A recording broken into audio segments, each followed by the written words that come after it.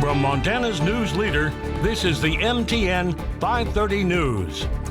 Good evening, everyone. Thanks for joining us. I'm Russ Riesinger. We begin with new information on the two suspects who were the subject of a manhunt yesterday in the Heights. Police canvassed the area near Alkali Creek School, telling residents to shelter in place as they looked for the two accused of shooting a man in Shepherd who tried to stop them from stealing an ATV ramp. Well, one of those men was arrested yesterday, but law enforcement is still asking for the public's help in locating the other fugitive who may possibly still be in the Billings area. Now, the Yellowstone County Sheriff's Office has warrants out for Brian Pretty Weasel. Pretty Weasel is described as a 32-year-old Native American, over 6 feet tall, approximately 160 pounds. Sheriff Mike Linder says Pretty Weasel could be considered armed and dangerous and advises citizens not to approach him if you see him. Pretty Weasel is also a suspect in a vehicle theft, along with shots fired in Bighorn County that happened early this morning. The stolen vehicle was located on private property off Thornton Road in Yellowstone County this morning after a pursuit. The sheriff's office ended the manhunt in the area after determining that Pretty Weasel and another male were transported to the area of Jackson Street and King Avenue East at about 7:30 this morning. Now, the sheriff asks anyone with information to call 911 or local law enforcement. Now, the other suspect, 29-year-old Tan Jade Fritzler, was taken into custody yesterday. Police were alerted about a man emerging from the woods near Tumbleweed Drive in the Alkali Creek neighborhood. Law enforcement was still in that area. They quickly arrested him. Sheriff Linder says Fritzler was arrested on a probation violation and has not been charged in the Shepherd incident at this point. Well, the Big Sky Conference officially released its decision on fall sports this morning. And while there is still no football in the fall, as we reported yesterday, there is still some hope for Cats and Grizz fans. Q2 Sports Director Scott BREEN joins us now with the latest. Yeah, thank you, Russ. You know, the biggest thing to point out, in my opinion, is the difference between canceling a season and postponing a season. Yesterday, social media was flying around with the word canceled in regard to Big Sky Conference football. That even had players for the Cats and the Grizz stunned. With what we now are learning, though, about coronavirus, and with watching other leagues across the nation decide to postpone their football seasons, I really thought it was inconceivable that Jeff Choate and Bobby Houck and other Grizz football coaches would just sit back passively and agree to allow their football season to be canceled entirely in early August. Just didn't make sense. So here's exactly what's happening, as announced this morning, straight from the source, your Big Sky Conference. Football teams will not play a fall season, conference or non-conference. Plan as of now, play a full conference schedule next spring. Grizz Athletic Director Kent Haslam tells us there will be no non-conference games next spring. It's just an 8-game conference schedule that they're looking at in the Big Sky. But here's the bottom line. Teams are just shifting their season. Passionate football fans may be bummed, but we're still on target to see Frontier Conference football in the coming weeks, Power 5 Conference football, and of course the NFL is still on track to play. So ideally, fans now get competitive conference football this fall in the Frontier and the Power 5, NFL football over the winter, and now competitive, meaningful conference game football to look forward to next spring. Coming up in sports, we'll have reaction from both your Cats and Grizz. Russ, back to you. All right, thanks, Scott. Well, that decision is still a big blow to many businesses in Missoula and Bozeman. Grizz football brings in about $2.5 million worth of spending from out-of-area attendees for every home game. That number, according to a study by the Bureau of Business and Economic Research.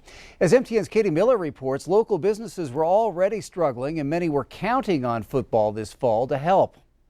It's no secret that Grizzly football brings a lot of Grizz fans to Missoula. Here at the press box, thousands of fans go through these doors on a normal game day. But without that business this fall, manager Paul Mackey says his employees will be the ones to take the hit. It's just going to hurt us bad. We'll find a way to make it, but there's going to be a lot of lost revenue. Mackey says the bar usually doubles its staff in the fall, but doesn't plan to do that this year. Grizzly football season is a real big deal for us. He says the pandemic already forced the bar to cut everyone's hours, and employees were looking forward to getting those hours back this fall. And this is just devastating. Red's Bar in downtown says it's also freezing hiring, following the announcement that Grizzly football is postponed to the spring.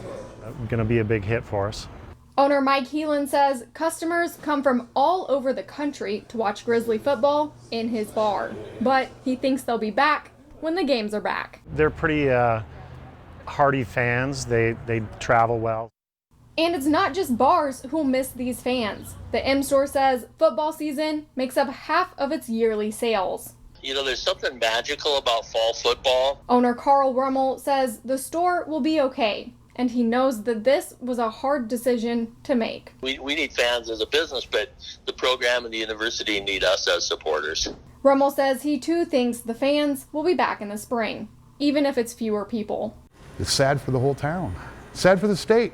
Mackey says it's really still too soon to know how badly this will impact the bottom line, but he's ready to see some fans back this spring. In Missoula, Katie Miller, MTN News.